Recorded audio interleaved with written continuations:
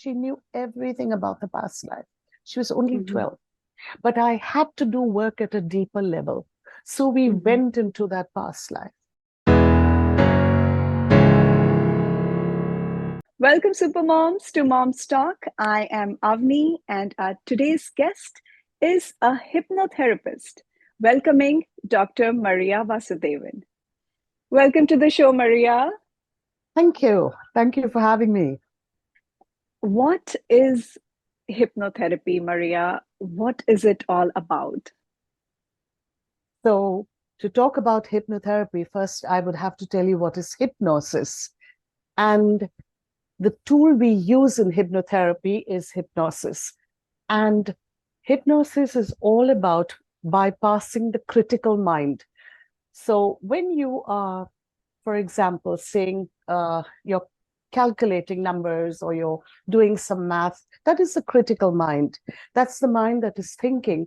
But if I would ask you, Avni, you went on your holiday, you went to Greece, wow, how did you feel? And immediately you're transported from here to Greece, and you're thinking about Greece, and you're telling me, oh, the sea was like this, it was this beautiful blue, and the houses were these quaint little houses, and you're lost in that uh, thought.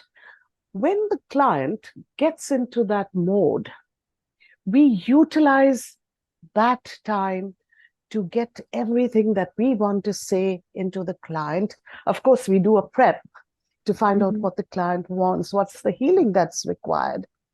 And that's when we just enter the mind so subtly, you know, and lots of metaphors are used to get us to bypass the critical mind, lots of storytelling, lots of asking the client about various things. So the client is not anymore in that room, in that situation, but he's away from there. Mm-hmm. He's in a space where he can then be so subjective to the words that I'm using and saying and instilling into his mind and bringing about those feelings. It's all about the feelings. Neville Goddard said, it's about the feelings. We must feel. For us to get somewhere, we must feel that. You put them in a very comfortable zone, so that way they can open up with you, and Yes. you Yeah. then get them into a different state of mind, which is more Yeah. easy to talk to and comfortable. Is there a connection between hypnotherapy and past life? Yes, of course. There's a great connection, because if you don't get the client into a hypnotic state, the client cannot go into a past life. And you use hypnotherapy at the end of the session to heal the past life that has come up. Mm-hmm. Past life surely needs healing, or it could be a resourceful past life that you've entered, and therefore you have to imbibe all the resources that you've got from that past life.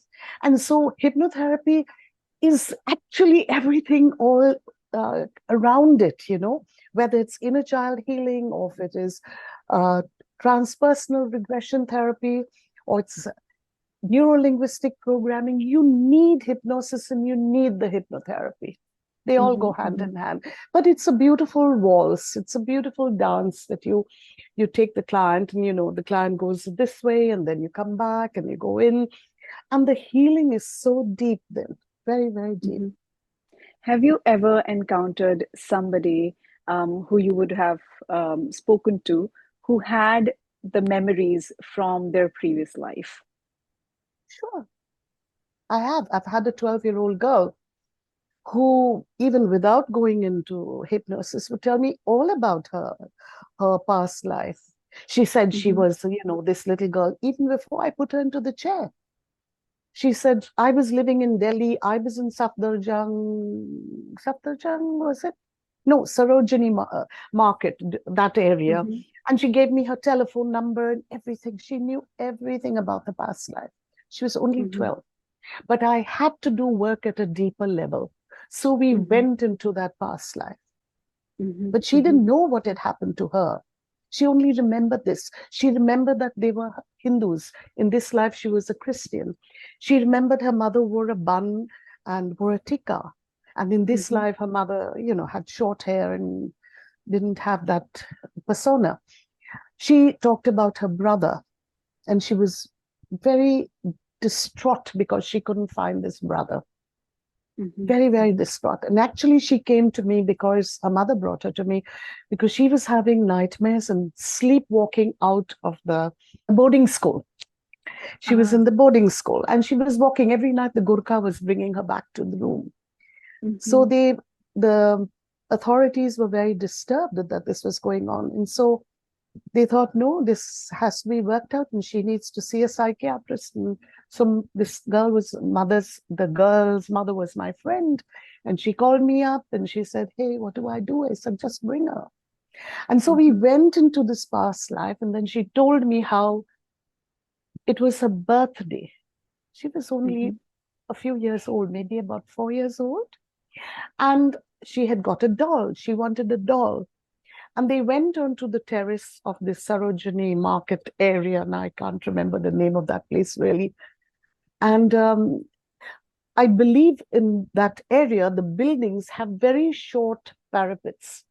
Mm-hmm. So you can easily, tumble out of there. And her brother threw the doll and she jumped for the doll and she died. Oh, that's how it happened. That's how it happened.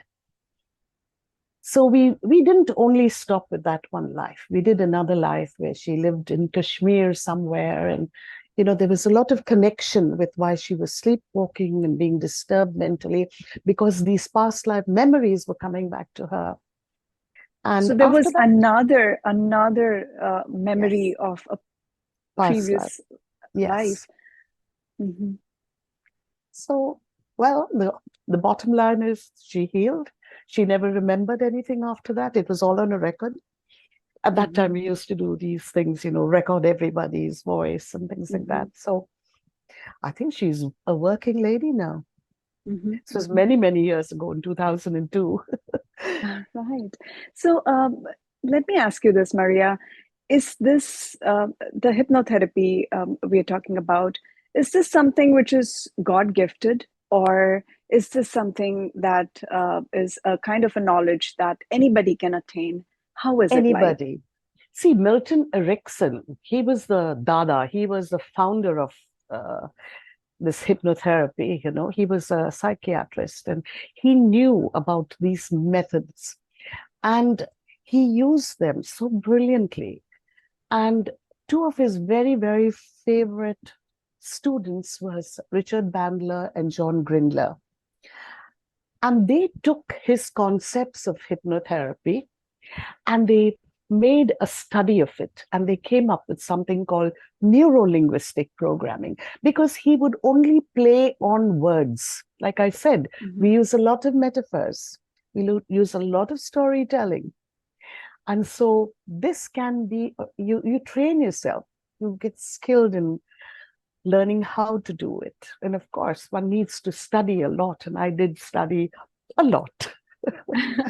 Yeah. That I know, that we'll come back to that, Maria. But right before that, how do you actually, you spoke about how you perform hypnotherapy. It's more about, talking, getting the people into the comfortable zone. How does this therapy benefit people? So whether it's a cancer or if it's a small thing like a migraine, of course, I'm calling it small because these are, issues that all of us have. Everything can be healed. I don't even say no to a schizophrenic, even though many of the teachers that I've had say, no, don't go there. But, sometimes when we do go there, we find out that they're just using this. They know about it. They're intelligent enough to know that if they do these crazy things, they get the attention that they deserve. So I had a man who came to me from Abu Dhabi and he said, I need help. My wife is bipolar. Do you know anything about bipolar? I said, sure, I know. So he brought his wife and she was not bipolar at all. She would take this medicine, so she would become so sick and have all these crazy sorts of behavior. because her husband was not a nice man. He was actually the mother's brother, whom she had to marry. And he would not sleep with her, but he would go to Bangkok and Singapore to have his flings. Mm-hmm. And he would expect her to be the good wife, the Indian wife. And she actually wanted to become a doctor. Mm-hmm. And he did not allow her. And so, you know, from this mild South Indian, oily-haired, lovely flowers in her hair, she became a lioness. She became a lioness. She could tell her husband, you, because of you. And that was brilliant. You know, her husband didn't know what to do. In fact, when she used to come from Abu Dhabi for her treatments, by the way. Mm-hmm. Mm-hmm. So when she healed completely, she went back to studying. She had 2 children, but she went back to studying Mm-hmm. to become a doctor. So it works in so many different ways, whether it's a relationship issue, a mental health issue, depression, sadness. I had a girl who came in and said, I can only cry. Anything you say, I'll cry. Mm-hmm. So we have to go down to the bottom and find out, why is it? Find the root cause of the problem. Treat the root cause of the problem. Bring Mm-hmm. the awareness, whether it is a mental awareness or if it is a physical awareness or an emotional awareness of what actually happened at that time when she was 3 years old. Mm-hmm. And her Mm-hmm. parents were fighting with each other and breaking the dishes. And her sister and she were huddled under the table. And the sister said, oh, you have an eyelash? Yeah, blow on it. Make a wish, make a wish. And it'll come true. And she blew on it. And the mother and father had stopped fighting by then. So Mm-hmm. she connected blowing of the hair from her eyelash that Mm-hmm. brought her results. When she Mm-hmm. came to me, she did not have eyelashes. And she didn't know why. And she said, now I just take it and put it on the mobile and I blow it. She didn't know. And actually, she came to me because she had a boyfriend problem. And then Mm-hmm. she said, did you look at me? I said, yes, but I didn't know what she was referring to. And then Mm-hmm. she said, yeah, look at me. And Mm-hmm. then I noticed that she had no There are no eyelashes. eyelashes. So the presenting problem is never the issue, never the issue. Mm-hmm. So I never say die. I say, come, Mm-hmm. let's work it out. It's very interesting to know how we make emotional connections with things, and then it can go to a greater extent. I mean, it can make you Mm-hmm. happy or it can make you sad. And it just shows the power that your mind holds. Um, getting back, Absolutely. uh, getting back, Maria, to the past life. Do you think that when we talk about previous life or past life and people having memories of previous life, do you think it's their own construct of their mind? Those thoughts are their own construct. Do you think it's something like that, or how is it like? So when I didn't know anything about past life, I said, what the hell is this? This is madness. What am I talking? And the person who was helping me to go into a past life, because when you're learning this, you have to do many, many past lives. I've done 59 past lives for myself. Mm-hmm, mm-hmm, So when I did this for the first or the second time or whatever, I said, what am I talking? And the person who was helping me said, can you see it? I said, yes. And every time I would decide, it's my leg, so it'll be this, so it'll be that. But when I went into the past life, it was not at all what I would conceive for 5 days and say, oh, think maybe it's like this, or maybe it's like that. But it was never like that. So I've seen so many. 59 is not a joke. And I had to count them literally because I was amazed that every time I took up anything and everything and I said, okay, let's work with this. Let's work with this today. I was talking to a client yesterday and I was telling the client that he was not very convinced. Sometimes you have to convince the client that, yes, this works. And so I told him about a past life I had when I actually live in Bombay, and I don't really know how to speak Hindi. And I don't see Hindi movies because I can't understand them and all this thing. So I said, hey, why don't I do a session to find out what is the block? So we went into a past life. And when we went to a past life, I saw a life of mine, don't know, before Christ, many, many years before Christ. I don't know which year, I can't remember exactly.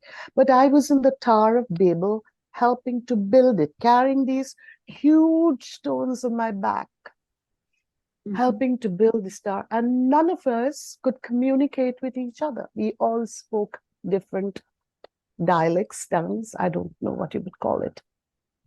And I recognized that it was the wrath of God that said, very Christian, of course, the wrath of God that said, oh, you want to reach heaven. Who do you think you are? You're human. And so he made us all speak different languages. But I lived that life. I had a wife, I had a child, I had a father, I remember. And I lived a normal life, but without the language, the whole life. I've taken a lady into a past life and she said, I don't see anything. I said, can you hear anything? I can't hear anything. Can you feel? Yes, I can feel sand. And from that, we went into a past life, and I recognized as we were doing the past life, why she couldn't see and why she couldn't hear was because she was deaf and dumb and blind. So there is a past life, and you can take anybody into that, and it has a connection with your current life, is it? It always has a connection with your current life. And I don't know, I cannot, like they say, even Brian Weiss says, we cannot authenticate that, yes, every past life you've lived, but we can surely say that the problem you've come in for and you're doing the past life, that's gone.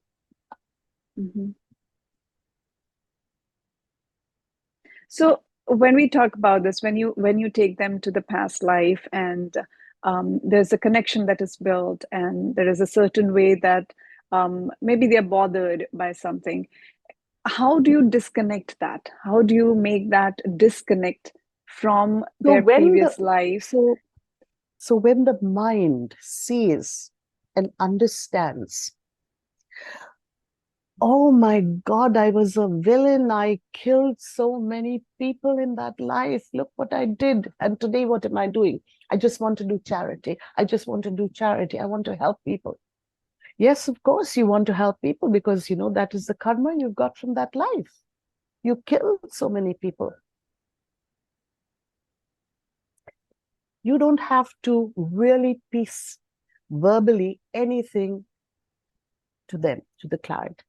You have to do it at another level. That, of course, is the expertise. You heal them by giving them the resources that they need. We even do life between lives. We do life after life. We go into the afterlife and see things. I have been into a future life. You can do that too. Yes.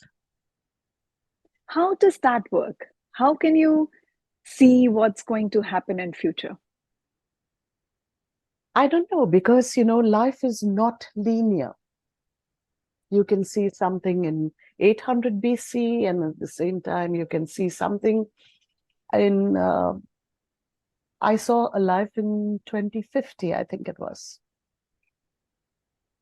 But isn't it like, when we talk about the past memories of the past life or the previous life, that is, those memories are stored somewhere in your mind. Yes. And you're just retrieving that information. But yes, how do you do it with the future? For the future, because that is also there. Because we don't live lives chronologically. Nothing is done linear. It can be here, there, and everywhere. Also, Avani, we have parallel lives. And parallel lives for some people can be very disturbing because they're affected. They're affected by what's happening in that life, and they think, why is it like this in my life, And they're being affected. There are some authors who have written some excellent books about parallel lives.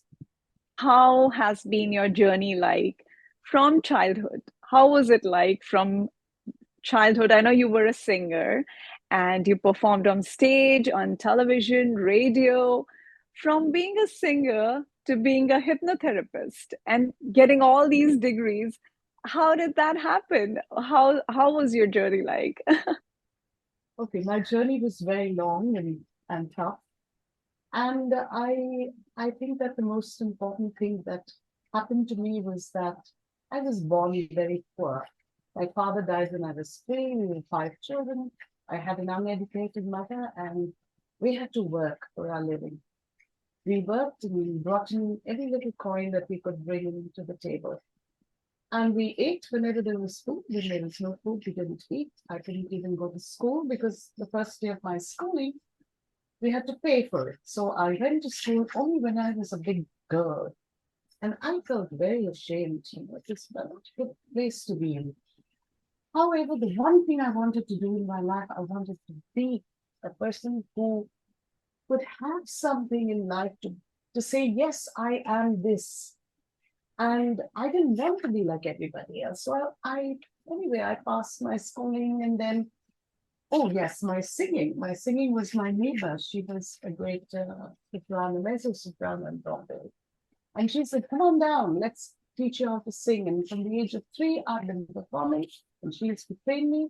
And it was brilliant, from her to going to the cantata choir, going to the Paranjoti choir, and to the Newman choir, even performing solos in Bombay with huge orchestras. I didn't even know how to walk up those steps with the sari. I was barely 12, 13, or something like that. And they said, we don't want to know how you sing, we just want to know that you can walk up the stand. So it was so difficult in that way. But I loved singing, and I used every bit of time that I could get to sing, to act, to dance. I love dancing. And then my mother said, oh, what are you doing teaching? Because I went into the teaching profession. And she said, no, you should join the airline. And so I applied to the airline, and I got the job. So I did fly, and I did utilize that time, that free time. We had a lot of free time in the good old Tata days. Air India was a fabulous airline to be with. I utilized that time to study. I was only an 11th standard student. I studied my way up from 1988 only. But I wanted to study, I wanted to graduate. And so I did the graduation, then I did a double graduation, then I did a double post-graduation. And so it went on. I just wanted to be somebody who had some qualities which I didn't see in my childhood. So I loved studying. And I want to make a mention here that life that I saw about Hindi, I was so useless in Hindi, I cannot tell you. And today I do sessions in Hindi. I work with Shantigarh, which is a home for battered women and abandoned children, and they don't speak anything but Hindi or Marathi. And I do with my mobile, I check all the words, and I manage, and I have a great time, and they understand. So it has helped me to be who I am today. And I still continue to study. Today I'm studying Vedic astrology. In 90% of it is Hindi. And I'm sitting with my phone and repeating the lessons, and I'm learning. And I'm having a fantastic time with Hindi. And now it doesn't, get me so annoyed anymore. So, quickly I've gone to the end of my life. I just wanted to say all of that, That's wonderful. That's wonderful. I mean, you've had such a long journey and such an interesting one. And you studied while you were flying. That's how you kind of managed your time. So I had 2 children, and I had to motivate them. So I had to tell them, come on, let's know what are you going to study today? What are you going to study today? If I have this fortune to come to me, so let's sit together. I never took up lessons. We studied together. Mm-hmm. And that was the most wonderful thing we did. We traveled together, we studied together. I had this great opportunity in the airline where I could do all these things. And I could continue with my singing and inculcate these things into my children, because my daughter became a great performer as well. And today she radio presents 1 day a week. She says, I have to get back to society. And she does it free, of course. So she works only for 5 days, the 6th day, 4 days. And the 5th day she radio presents. So, you know, That's wonderful. she is wonderful. My son is working for the National Museum, in the Historical Museum in London. And he is so, focused and so, I don't know, they're brilliant children, but they are a gift from God. I know Khalil Gibran said, they're not your children, they're a gift from God. And that's what I believe in. And to every child that comes, and I have a little school, right? I have this little school called the Everything Else School. And I enjoy that school because the children range from about 7, 8 years to about 18, 19, 20. And I can be with them. I can learn with them. I can laugh with them. And I can teach them so many things. Our motto is I can. I can do anything and everything. Mm-hmm. And that's what parents should understand, that they should have time for their children. They should tell them stories. They should talk to them. Of course, if they did all of that, then they wouldn't come to me. But Speaking of parenting, what would be your message for all the mothers? I think it is very important to have boundaries. As a mother, you should have boundaries. You cannot, many mothers say that, oh, we are like friends with our child, that there can be a disadvantage and all of that. There should be boundaries. They should be able to come and talk to you, and you should be able to befriend them, but you must be able first to love them.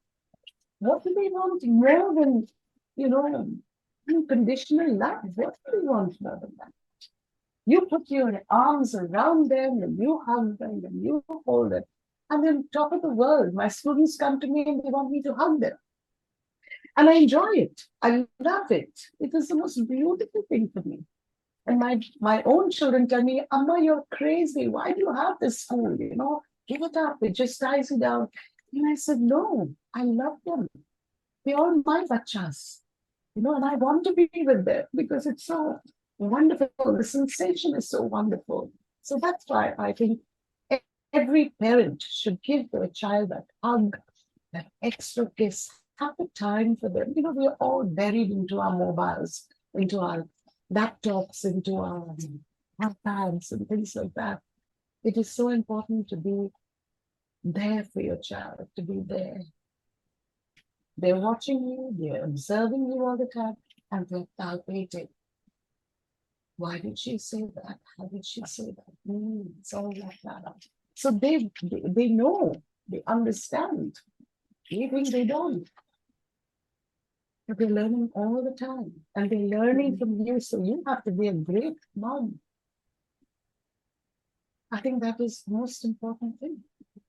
And I think we need to give our children independence, like I said, but with the boundary, They should be allowed to make choices. They should be allowed to reason, to discern, to think, and you help them there. You show them a path, but you understand what they want. Because they are number one. They are number one in your life. Absolutely. What a beautiful message, Maria. You have been a singer and you still are a singer. Could you please sing a line or two for us?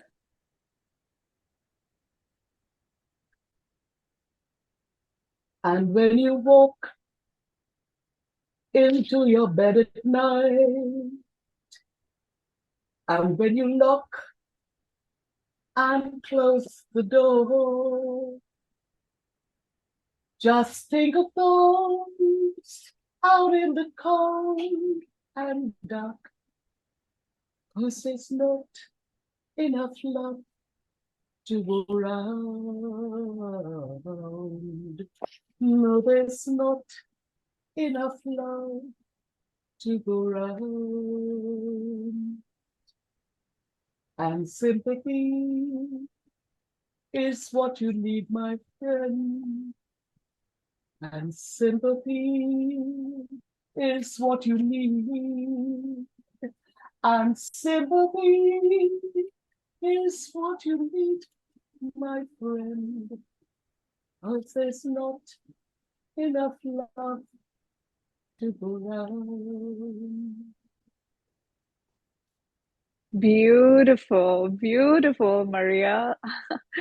Thank you so much. Thank you so much, For a Maria. long time, and I have tears in my eyes. And I have I actually could feel it. I could feel it when you were singing. I could feel those emotions. It was such a joy speaking with you, learning about you, learning about your journey, what you do, how you do it. Thank you so much for giving us your time. Thank And you, Andy. thank you Thank so you. much what you're doing for the society, for the little kids with starting the school. Thank you for coming, Maria. Thank you. It was lovely to be here and talk to you.